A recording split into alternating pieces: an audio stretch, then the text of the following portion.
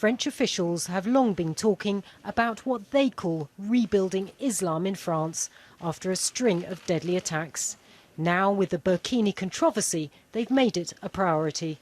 After a meeting between government and Muslim leaders, the French Interior Minister announced plans for 2 new organisations which will oversee Muslim cultural and religious affairs and uphold French values. The struggle against radical Islam in no way at all should it be carried out against the Muslims of France, the vast majority of whom are Republicans who simply want to live their religion in a dignified and peaceful way.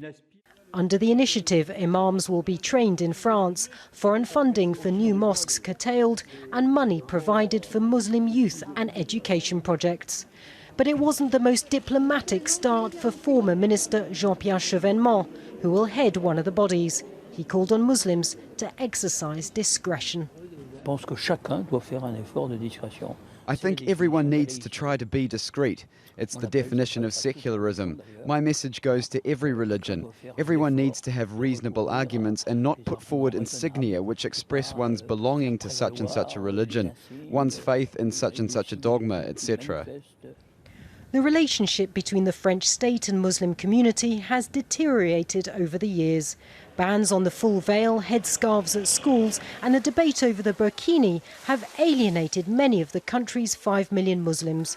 A growing problem with radicalised youth and a series of attacks by ISIL supporters has further fuelled divisions.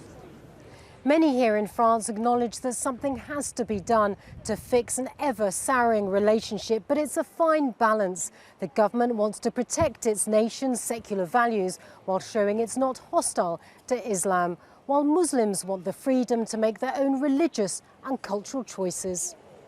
But some say the government's venture is little more than a PR exercise, and the focus should be on tackling key social issues like unemployment and exclusion.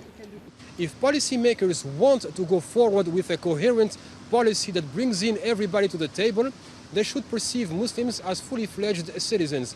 As long as we treat Muslims as colonized people, or the indigenous people, or second-class citizens, one day or another they will behave as such. The government's new organisations will start work in October. Whether they'll succeed in helping to heal rifts remains to be seen. Natacha, Butler, Al Jazeera, Paris.